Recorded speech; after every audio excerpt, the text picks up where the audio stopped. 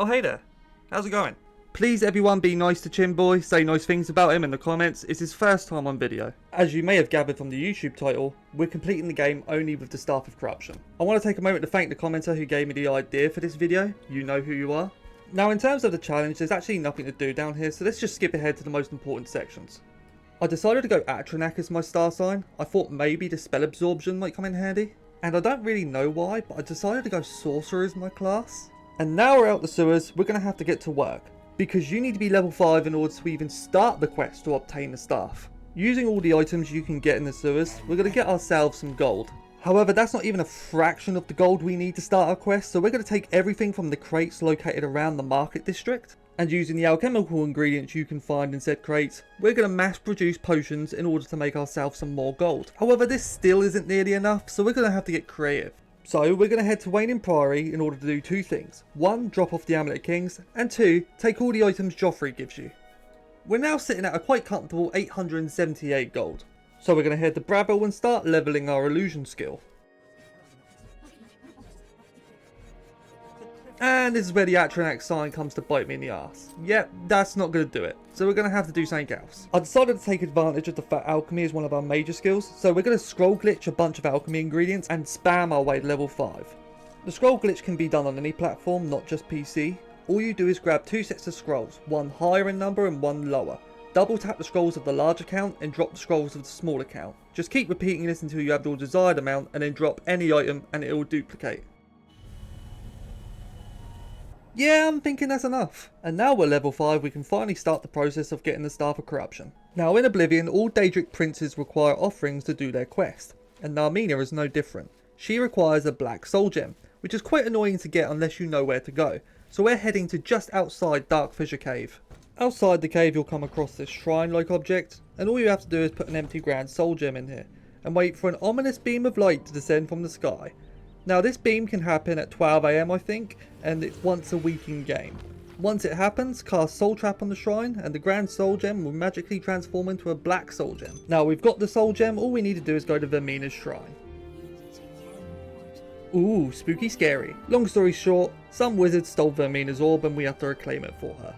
You know, for a wizard's tower, this place is pretty lavish. Oh, never mind, this place is a hellscape. Oh amazing, Clanfizz, my favourite Daedra. They're definitely not going to mess me up. I don't see the complaint. He gets a massive bed and a massive table. I think he's just spoiled. Vermina's giving him the good stuff. And finally we come to his resting place. Looks very comfortable. Oh, and don't mind the scamps, they're just trying to kill me. Now all we got to do is grab the orb and we can head back. Here's your orb. My orb is returned.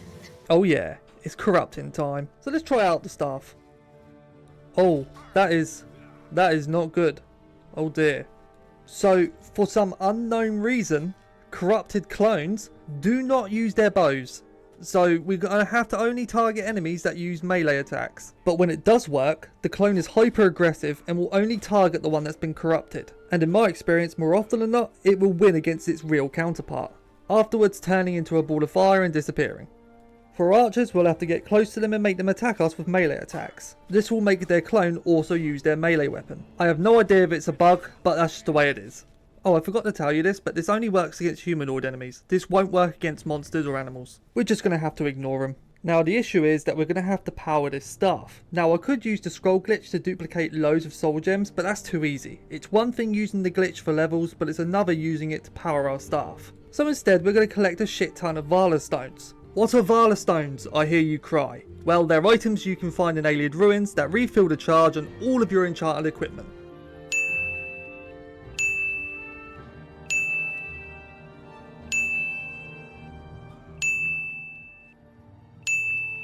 I think 23 Vala stones is enough. Now we can actually begin the main quest. Your flesh is mine!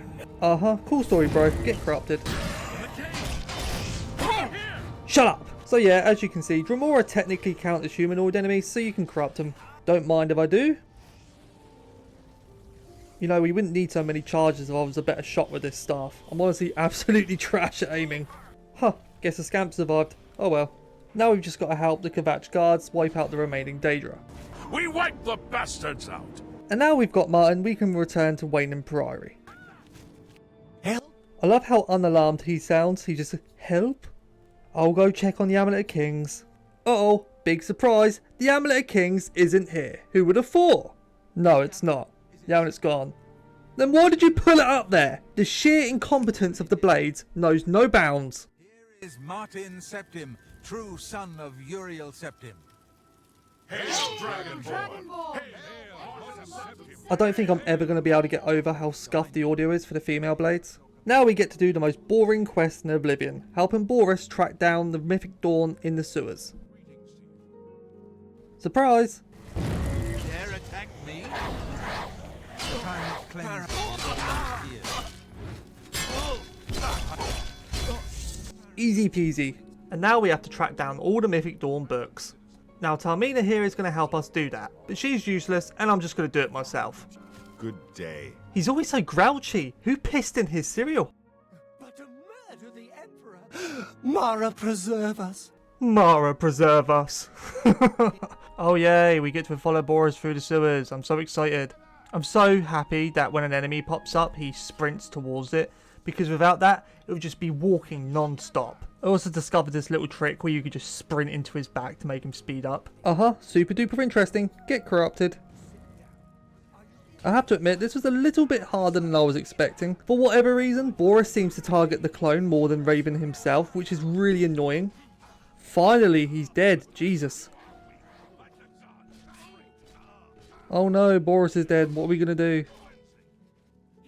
About damn time. Now we have all the Mythic Dawn books, we have to go back to Tarmina and let her know. After exhausting her dialogue though, she'll tell you the Mythic Dawn books have messages hidden throughout them. This will eventually lead us to the clue where their secret hideout is. All you have to do is just spam through the books and then you can go to the location. The location being this tomb in the Palace District. After waiting until 12 PM, you can finally figure out where their secret hideout is. Now we could pose as a new member and stealth our way in, but I'd rather just kill them all. What the hell?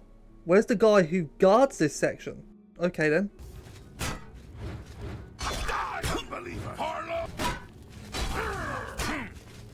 You know, I wonder if we can snipe Mankar Camoran here with this. Oh, he just absorbed it. Never mind. Oh great, now they're all pissed off at me. Fantastic. You know, the staff is good and everything, but against multiple enemies it really does suck. And the clone only targets the real version, so you're left kind of defenseless against multiple enemies.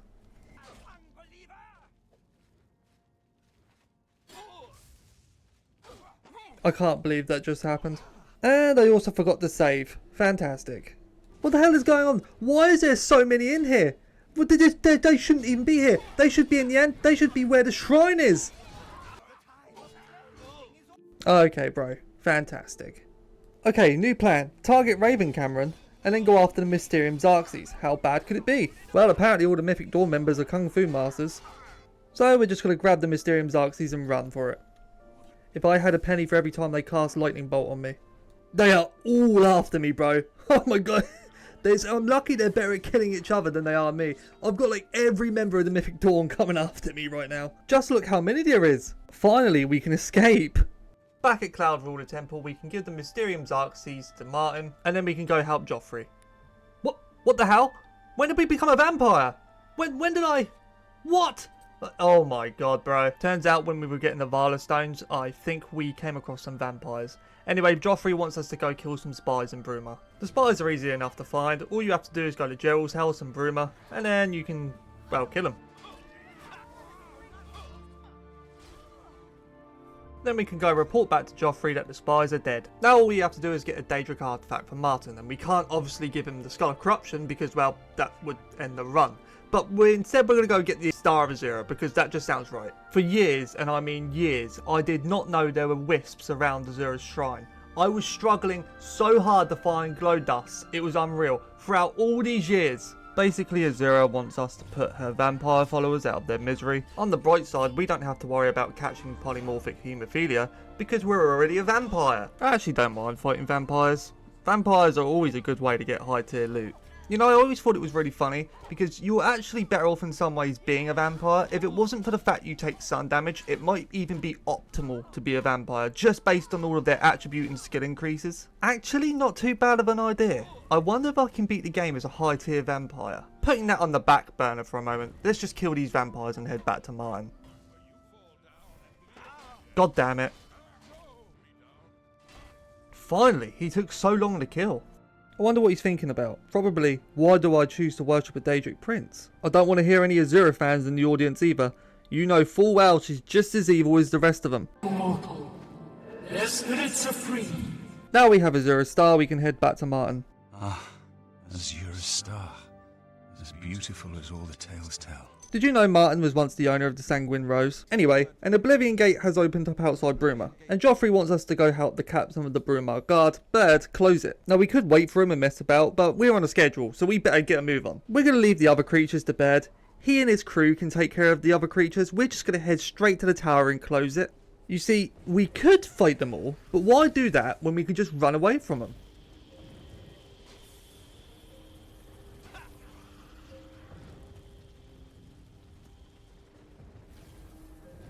That was easy enough. Oh my god, there's actually way more creatures out here than I thought. Bird, you better take care of them because I can't do shit. You did it, Captain. You closed the Oblivion. He didn't do shit, I did everything. Oh great, our vampirism has increased. Luckily, there's plenty of delicious blades we can drink from.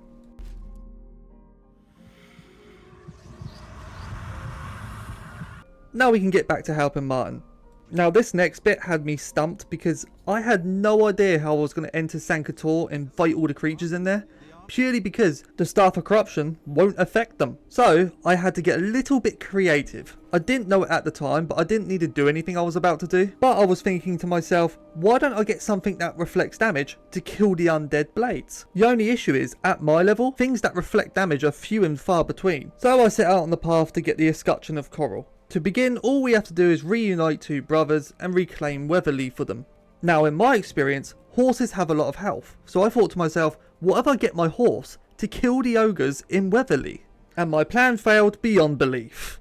So my next plan was I'm going to drag all the ogres to Hackdirt and they'll kill them hopefully. This actually worked. Hackdirt managed to kill some of the ogres. Now truth being, the ogres outside Weatherly aren't that tough, so I'm not surprised Hackdirt managed to kill them. And after they killed them all, I went back to let the brothers know that they're all dead. Now we've got a couple of more things to do. One of them being talking to Father's Ulyss here, who wants us to go reclaim the Honor Sword of Coral. Anybody who's done this quest is fully aware of the fact the sword in question is being held by the ogre boss. So how do we kill them? We drag them back to Coral, of course. And maybe all their friends. Luckily in the end, only the ogre boss started following me. I tried dragging them through Hackdirt to see if the Hackdirt residents wanted to kill any more ogres, but no. So I dragged him all the way back to Coral and just let the Coral Guard kill him. I say the Coral Guard, but really and truly it was the owner of the stables. Straight away they started talking about books. I love Oblivion. Anyway, we return the Honor Blade of Coral to Laith here, and he gives us the escutcheon of Coral.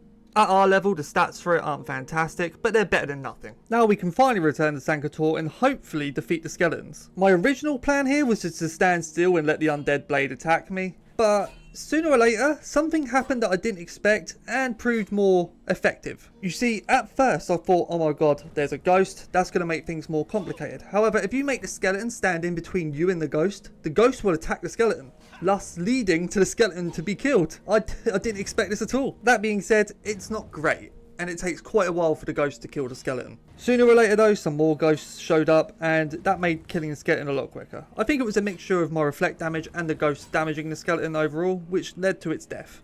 The next undead blade is no different. Just make it stand in between you and the ghosts, and it will eventually die.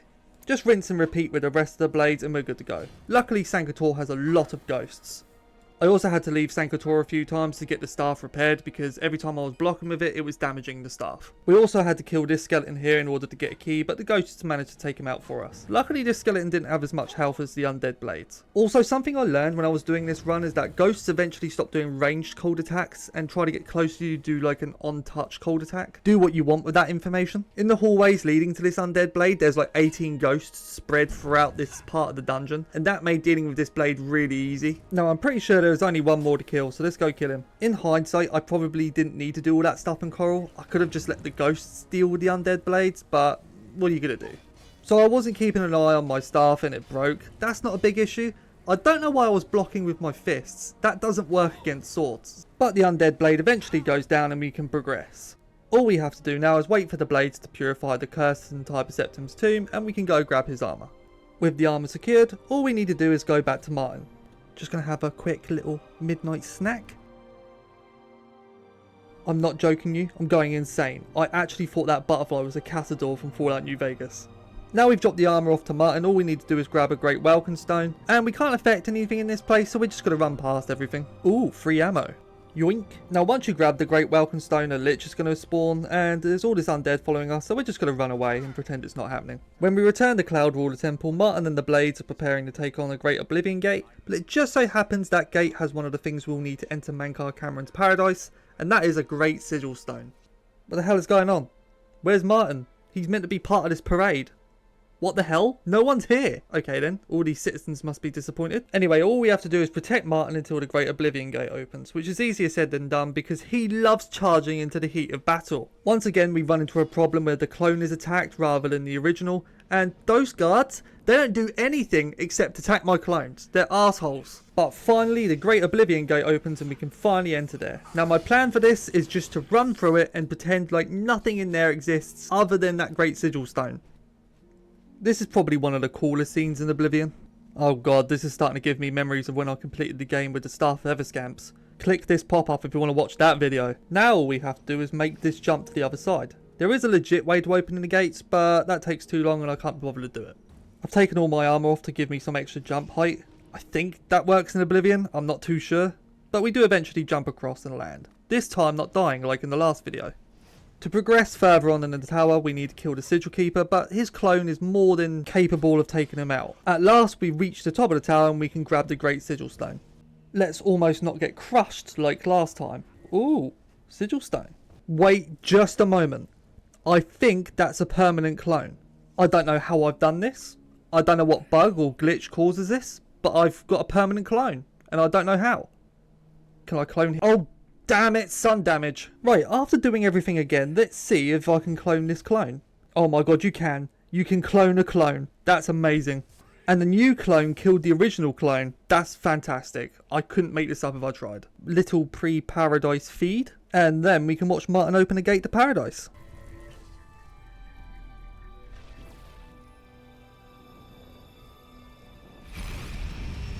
Never gets old. We can't fight most of the stuff in here, so we're just going to run past everything. That is, until we come across Camoran here, who we're just going to make fight his clone. Luckily though, Camoran is so fixated on me that his clone just kills him. Now equipped with the red band, all we've got to do is progress further on inside, and we can eventually get to where Mankar Camoran is. I just ran past everything and I was fine. Finally, we get into the boss fight with Mankar Camoran, and this fight isn't too difficult. The only issue is that Mankar Camoran's robes give us a 50-50 chance of cloning him, so we're just going to have to get lucky. As you see here, we do actually manage to hit him and clone him successfully, so now we've just got to wait for his clone to do all the damage. His son and daughter aren't actually that big of a threat, we can mainly ignore them. Another kind of annoying thing is that Mankar continuously heals himself throughout the fight, which can prolong this. Not to mention his son and daughter continuously respawn as well. I also keep dying to the most stupid things. I keep forgetting to keep an eye on my health bar. As soon as I respawn, I try to initiate the fight immediately, but it doesn't work for some reason. And I don't know why. Maybe you just have to talk to him before you fight him. Ooh, don't mind if I do. I was kind of hoping his clone would just whittle him down piece by piece, and it did work for the most part. We do also have Aldemir who respawns and comes to help us occasionally, but other than him, that's all we've got. God damn it. Eventually though, we do manage to trap him into a corner and his clone kills him. Well, I guess you could say he kills himself in that scenario. Yeah, who got the Dragonborn to kill himself? Me, that's who. And finally, we've got one more thing to do. Just drag Martin to the Temple of the One. Easy peasy. Or is it? Because in Martin's infinite wisdom, before he goes to the Temple of the One, he decides to stop by the Imperial Palace. During which time, the Daedric have invaded the Imperial City. I have no idea if that's just the way they're scripted, but the Dremora just seem hell-bent on killing me rather than anybody else. Luckily, the Imperial Guard are more than capable of dealing with all the Daedra, so we're just going to leave it to them. I wonder if we can claim Mehrunes Dagon. No, apparently not. Huh? What the hell? Where's Martin? He's meant to be here. Oh yeah, we have to talk to him. Yeah, I know, he's right behind me, bro. You don't have to tell me. And now, we watch Martin defeat Mayor Dagon.